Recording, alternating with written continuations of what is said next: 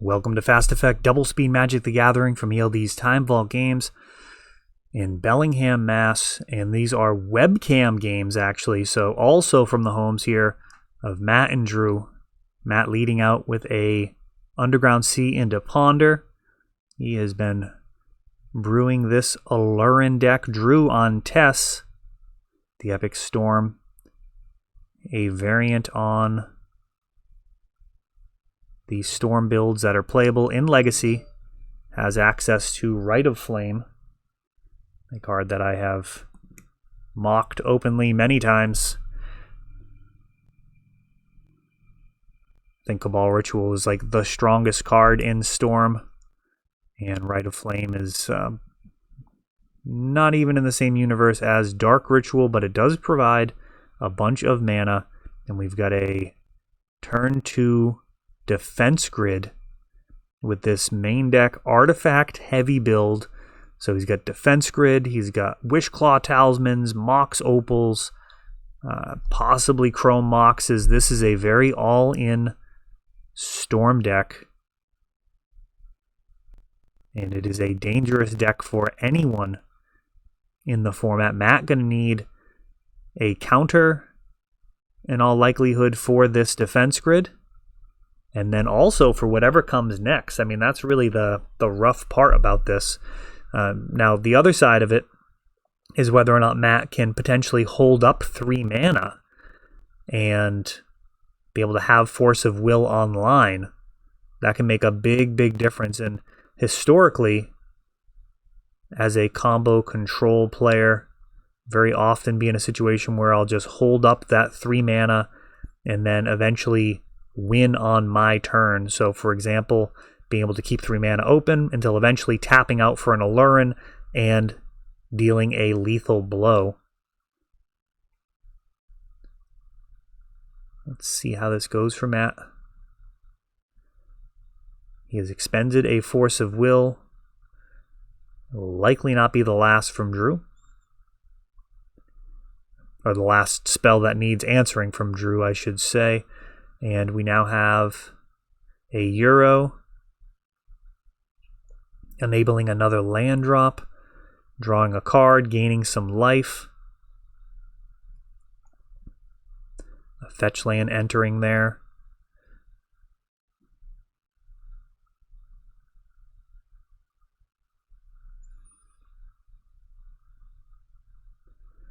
And a 2 mana Wishclaw Talisman.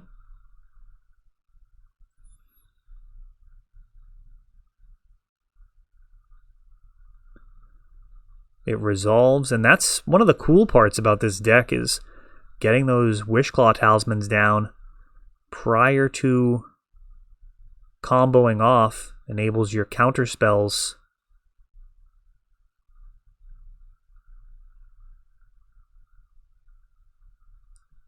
to be, sorry for the pause there, the counter spell is much less effective. We've got an Oko looking to make Wishclaw into an Elk, which it does. So Storm now gifted a 3/3, which can potentially clear the Oko eventually, perhaps.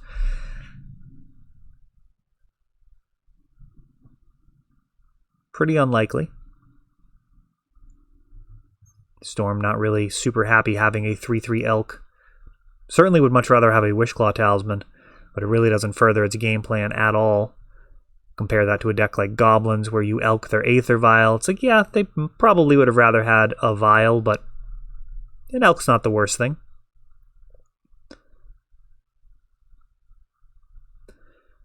Oko down to 2.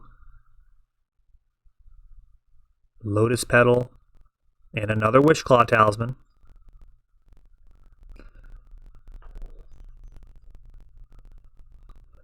Now things are getting a little dicier.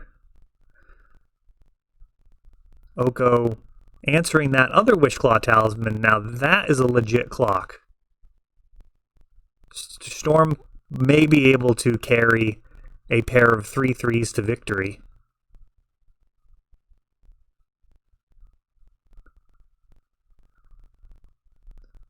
Euro flashing back. And now at this stage, the 3/3s are probably fine. The 6/6 will trump it. And Wishclaw Talisman is going to be saved with a Veil of Summer.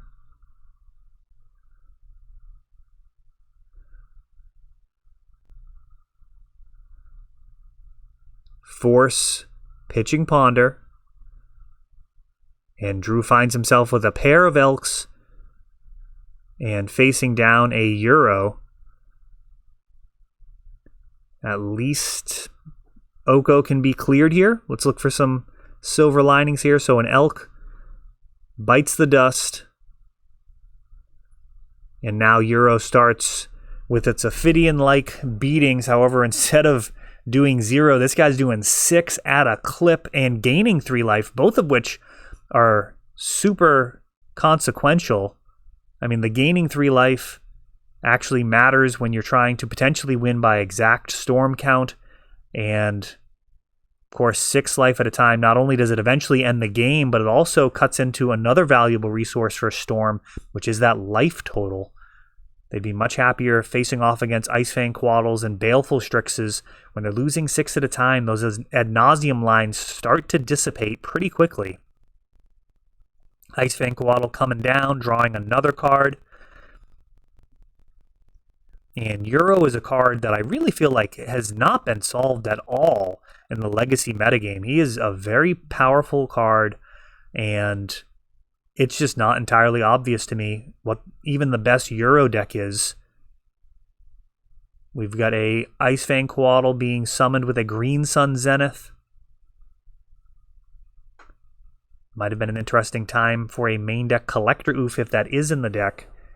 At 2 mana, that can be a big problem for Storm in general, but this build in particular has a ton of artifacts, more so than usual. Talking about Mox Opal, tons of Wishclaw Talismans, the defense grid to help out with Metalcraft, though that one's not affected by Collector Oof. And Drew's life total quickly dissipating here, as Matt has a full grip, and a Cavern Harpy is going to allow for some additional card drawing.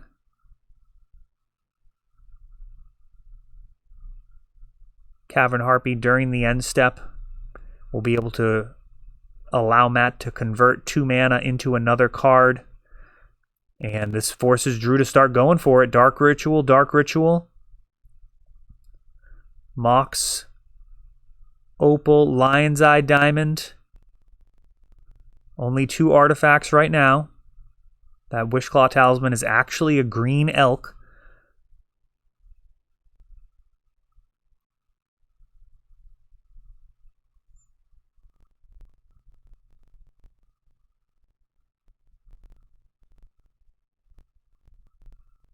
Drew thinking this through. He's got a bunch of mana floating. Matt pretty likely to have a counter at this point.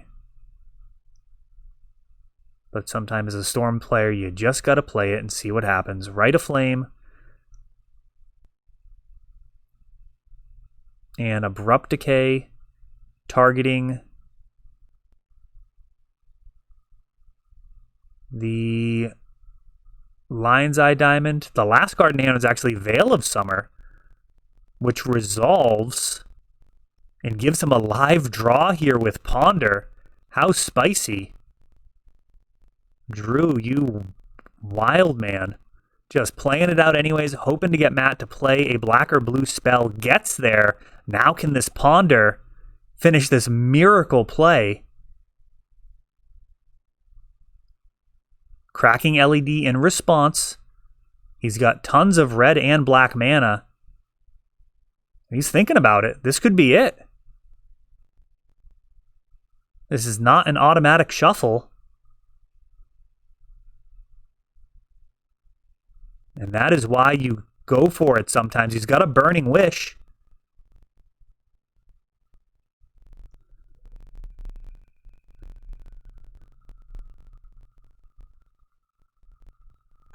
Is the Burning Wish not enough? What is in your sideboard, Drew?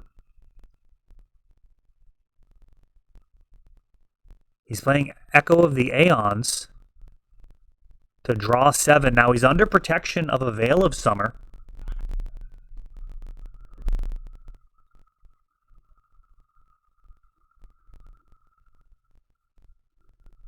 I thought he showed a Burning Wish.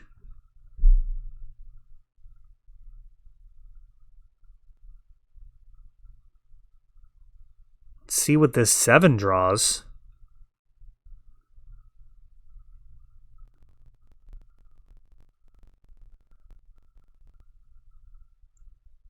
Lotus Petal, adding to the storm count.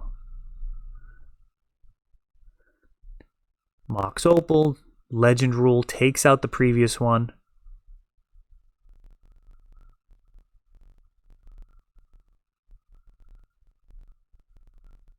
A Ponder, so he doesn't have what he needs. He's still digging for it.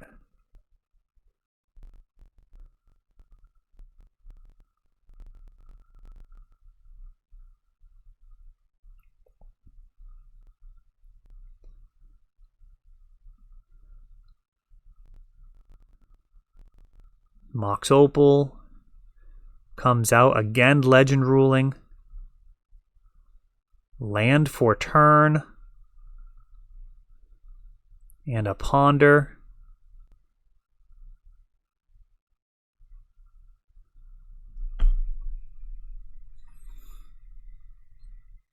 Let me know if I'm missing something with that Burning Wish. It looked like he had access to a Burning Wish. I'm struggling to imagine how Burning Wish would not be sufficient.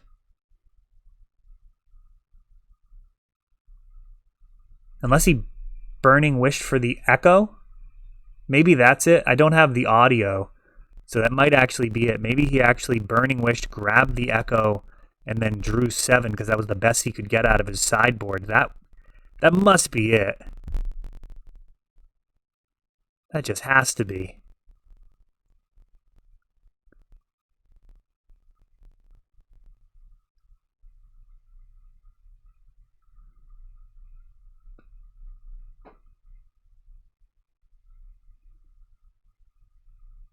Oh, I didn't actually catch that interaction there either.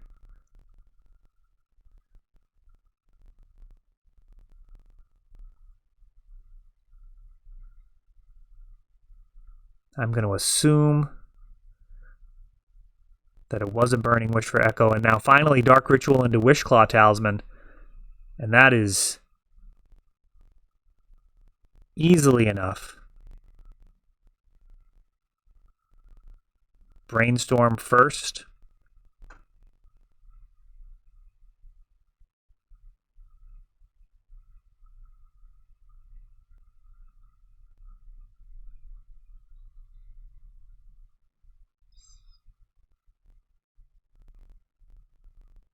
Wishclaw being activated.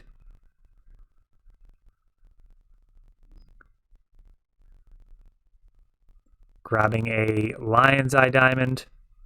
And now Burning Wish, crack LED in response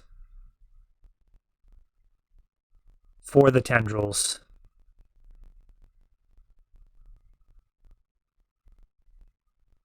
And I think they're just doing some bookkeeping here, but that should do it. As game number 1 goes to Drew.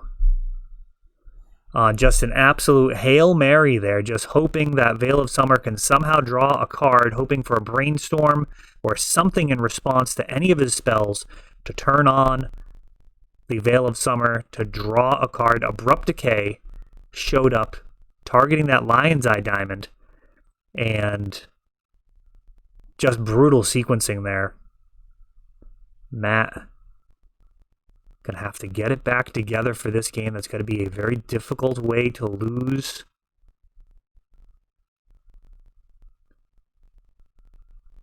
Literally, if Matt did nothing, then Drew's hand wouldn't have done anything. And instead, that Abrupt Decay gave him just a glimmer of hope. It turned out to be a Ponder, which turned into a Burning Wish, into a Echo of the Aeons. And those 7 cards proved to be enough.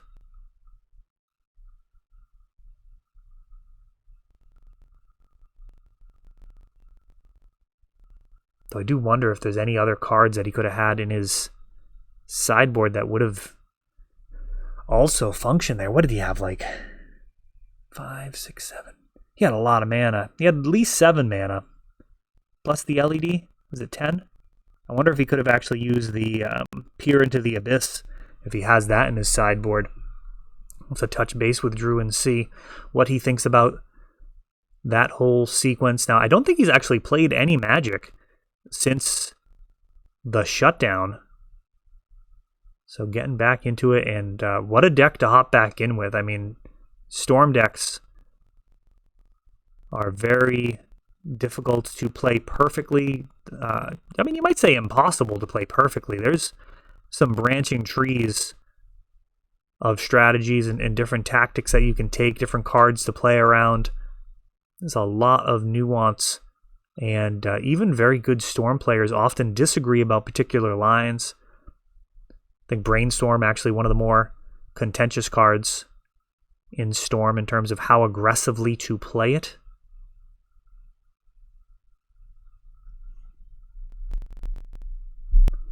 Matt here on a multi-5 on the play. Not an ideal start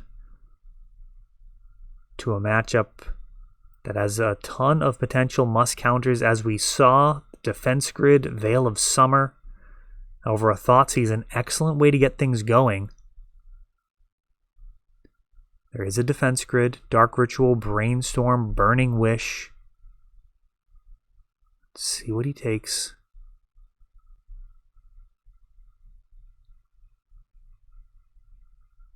It's a decision.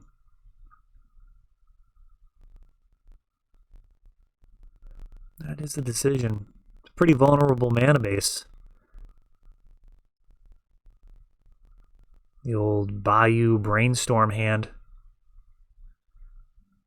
Not exactly ideal, but the top of the deck could be very good for Drew. Let's see where it takes him. He's got the Bayou being played. And is, I believe, a Hope of Girapur? Not actually sure what that card is. It might be Hope of Girapur. Gilded Goose.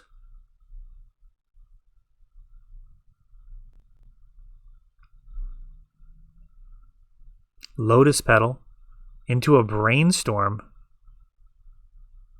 And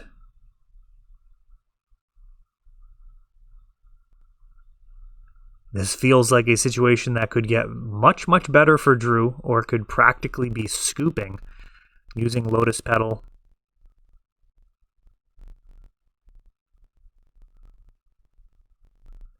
Finding a fetch land is absolutely ideal there. And now casting Defense Grid.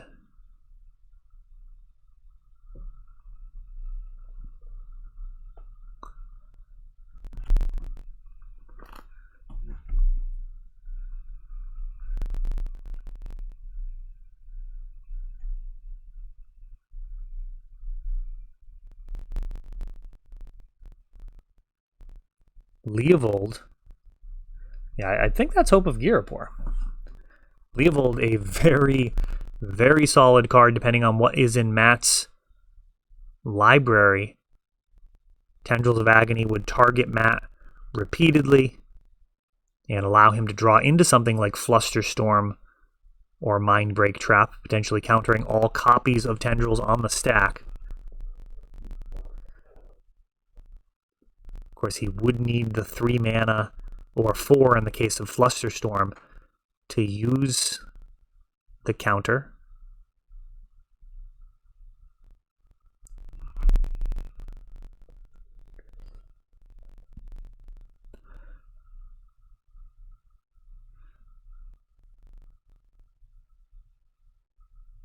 Both players capable of finishing the game very, very quickly. But the game currently a little bit of a slog. Not going to be clear who the person that has the advantage is until we know a little bit more about Drew's hand.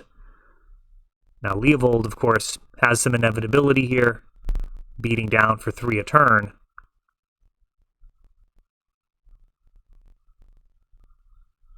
And Icefang Coatl getting flashed in right now, forcing Matt to make decisions about his mana due to this defense grid, and doesn't find another land. And now Wishclaw Talisman coming down.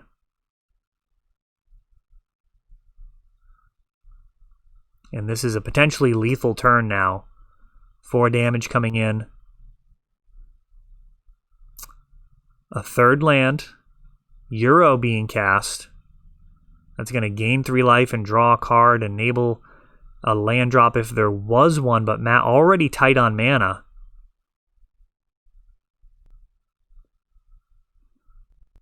And I don't love tapping out there, so this... that's really tough. Burning Wish. Matt realistically needs to find his 4th mana.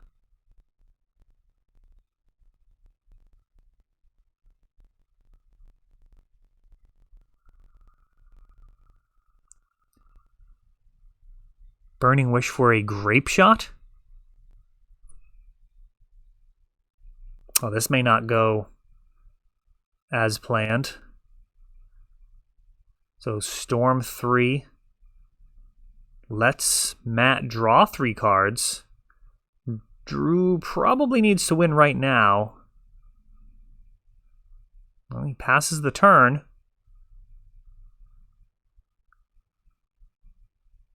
Will Matt be able to capitalize on this? He just got a free Ancestral Recall. It's land, Aluren, win. I mean, it's not happening.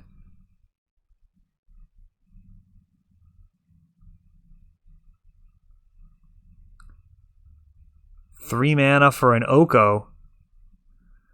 They can knock down the Wishclaw Talisman here. Still underneath the defense grid, and there's a hope of Girapur on the board, though Icefang Coatl got the hope of Girapur covered.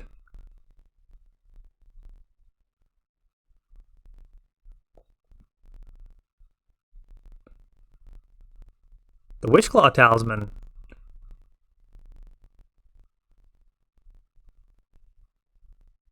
A card that's not totally consequence free to give to Matt.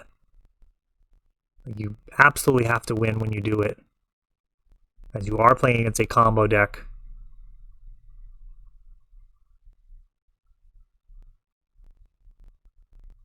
I mean, I guess that's pretty much the case with everything that you play in Legacy, though. I mean, worst case scenario, other decks could still get a counter spell off of it.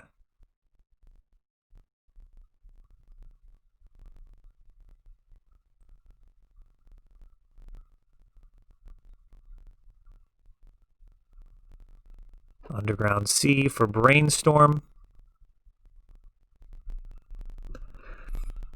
And this Aluren really kind of plays out more like a mid-range deck that happens to have a combo in it. So far on camera, really haven't seen that kind of like turn 3 Aluren blowout game, which Aluren is known for. Aluren in the past has kind of been built to be a deck that wins on turn 3, to the point where they used to run Hickory Woodlot, I think it is, from Acadian Masks. Taps for 2 green, comes into play tapped. I mean, they've played some pretty weak Magic cards just to get that extra acceleration in years past. Thoughtseize here for Matt. Sees a Veil of Summer.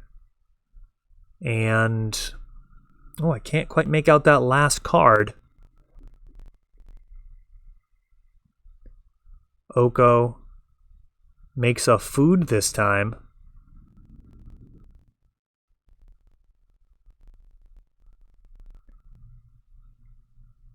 Believes the shields are sufficiently down. That food is fine. And a Euro. Again, hoping to just draw a land, I believe. Nope, just gaining some life when drawing a card. Matt's mana base not cooperating here. Looking over across the board at like 6 lands for Drew. I'm sure both players would be happy to swap positions to some degree. I mean, Matt's mana base would be, here we go, Aluren. Finally getting to that 4 mana. And now Cavern Harpy. And now it's going to be off to the races.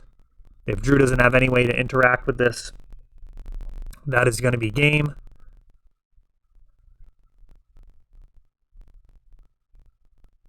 And it seems like it was just really unfortunate for Matt not finding. And now Euro is actually going to be game. So Cavern Harpy does lose a life every time you loop with Ice Fang Coatl, but once you get Euro, now you're actually netting life during the process, as well as building up your mana base. And that's going to be it for game number 2. As Matt takes that one down after finally getting to 4 mana and casting Aluren. Which, I mean, to me feels like what the deck would actually be primarily built to do, but we're going to see over time. I mean, that's one of the really cool things about this tournament series. It is very solid competition. We've got some of the better players in New England have already started jumping into these events, and it's a really good testing ground for trying to refine your mana bases, refining your deck choices, your deck lists in general, and I'm really happy to see the community slowly growing. I mean, it is not, on the level of, our 60-plus person tournaments that we were running before the shutdown, but, I think it's a big adjustment for people to get a setup in their house and kind of a mental adjustment to decide that you're actually going to start playing webcam Magic. For me, I mean, I put it off for as long as I could. I really did. I really just wanted to get back to the table, wanted people in the store, and I was really not looking to do anything else. But at the end of the day, the choice isn't between playing in store or playing online. It's playing online or nothing. I mean, there are some stores that are opening up for some organized play, and I hope that works out. But I mean, the number one vector for this is being in the same room with people for a long time, and that's what we do when we play Magic in store. So I don't think that is in spirit with, that's why Wizards doesn't have organized play through their official channels at this point, trying to keep everybody safe. And these online tournaments certainly do that. We are able to play from home and connect with the community and have some fun. And I hope you guys watching this consider playing with us as well. Chrome Mox, Imprinting, Rite of Flame, probably about as good a use for that card as I can think of, into Wishclaw Talisman. Force of Negation, pitching Cavern Harpy. Now this is one element of Matt's list that would probably be better than what I have played in the past, is he does have a redundancy of certain combo pieces that can allow you to easily pitch them to Force of Will or Force of Negation. Green Sun Zenith, X equals 1, giving him a little bit of ramp. Will we see that turn 3 Aluren? That would be something. After my pushback on how the last game went, we've got a Dark Ritual, Lion's Eye Diamond, Danger Zone, Burning Wish, Cracking LED. Drew is all in here. He's going to have 6 total mana.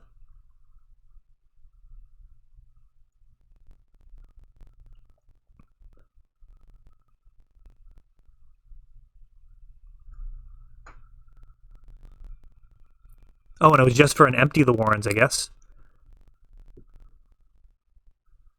So he just moved all in on an Empty the Warrens. Leovold. Blocking 1. Is that only 18 damage? I don't know if goblins can get there if there's only 5 of them. Versus a Leovold. I don't think this is going to end well. Oh, yikes. Euro really undoes the math on this one. And when he shows up, I mean, that's going to dwarf these goblin tokens. At this point, I don't even think it's correct to keep attacking. Yikes. I mean, Euro can actually hop back as soon as 5 cards are in Matt's graveyard. There's no real chance that these bodies can actually do enough damage. They could at least perhaps hold off some attacking and allow Drew to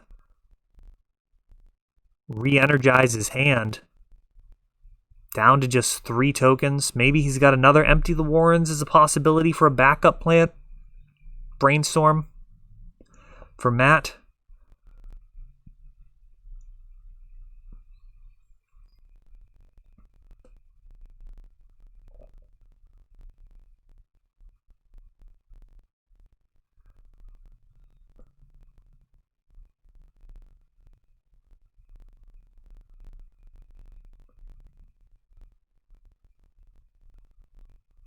Bayou. And Euro's coming back, gaining some life, drawing another card, and presenting a very lethal clock here.